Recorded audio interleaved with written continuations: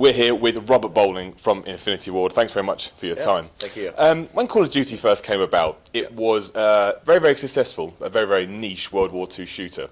Nowadays, it's not only the biggest shooter in the world, it's the biggest game in the world. It even transcends games. Did you ever see it going in that direction? And how is it for you as a studio internally to kind of take it how big it's got, but make sure you keep iterating and keeping it at that level it's got to?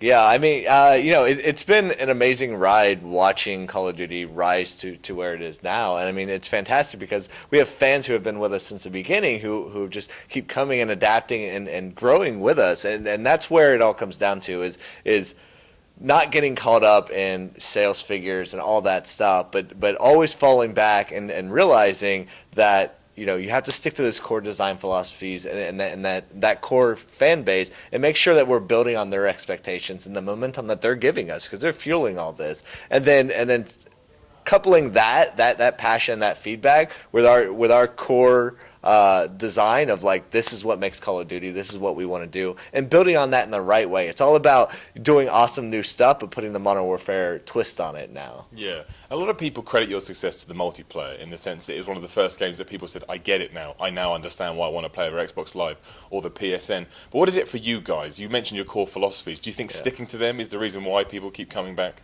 It's a little bit of both. I mean, I think it's two things, actually. It's sticking to that in the terms of the overall gameplay. Like, we can never lose, that super smooth gun control, that smooth gameplay, that focus on infantry combat. I mean, and then from a single-player standpoint, it's all about that huge cinematic moments, that very, like, action movie-esque, like thrill ride that is a single-player.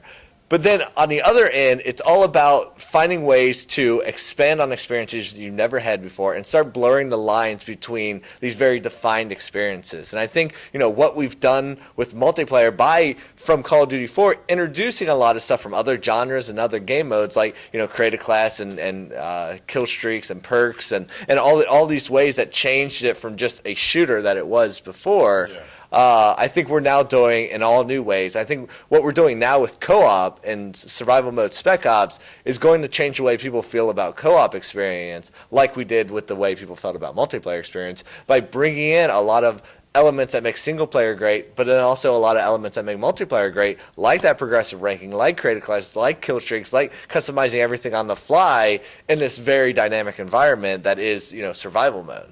Am I right in saying as well that recently, when talking about the multiplayer, you said you wanted to bring it back to more what the original Modern Warfare offered? Is that correct? Yes, definitely. So is that an admission on your end that maybe Modern Warfare 2 went too far in the crazy direction, or is it just about finding that balance? It's about finding that balance. It's about, figuring out what's the type of experience we want to deliver this time around and which one. And more importantly, it's about giving a platform for our 30 million users to allow them to have fun the way they want to have fun. So it's about giving them more options, but then having that core philosophy of like, okay, this is the type of gameplay that we want to deliver. And with Modern Warfare 3, it's going a lot back to the roots of building up from Call of Duty 4, that very simplistic gun-on-gun focused combat, relying a little bit less on the air support, but giving you those options to have those really impactful air supports that doesn't dominate the fun, but keeps it focused on the guns. And what's your response to people that say Call of Duty is too hard to get into on a multiplayer level? Because people day one come out and they play it for 24 hours a day.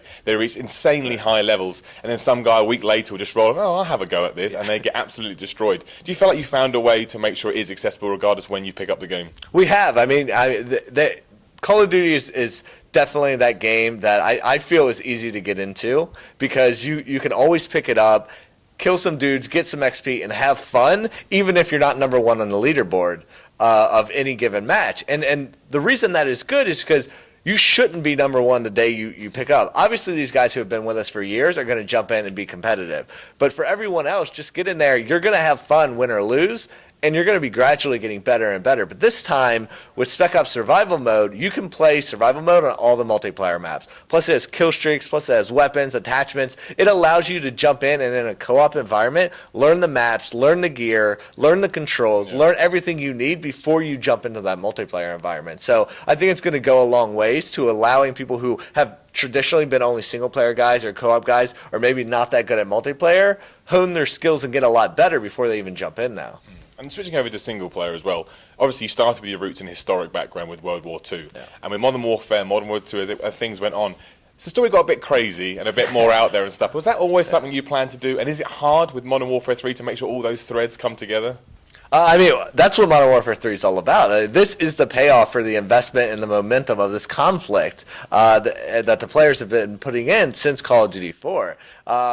It's been, the story has been a roller coaster of where Call of Duty 4 was very much a traditional conflict that had some crazy moments, and then the entire state of the world changed in Modern Warfare 2. I mean, that was the climax. That's how I think of it. That's where everything goes crazy. But Modern Warfare 3 really pulls it in and ties it together of like, okay, what has happened to Task Force 141? At the end of Modern Warfare 2, they were either dead or on the run. And I think, we've learned a lot about storytelling over the years because Call of Duty 4 was our first chance to really jump into creating characters that would continue through games, which had never been done before in the Call of Duty series. And then continuing that momentum through MW2, Modern Warfare 3 definitely pays off on all of that in an awesome way that I think justifies everything.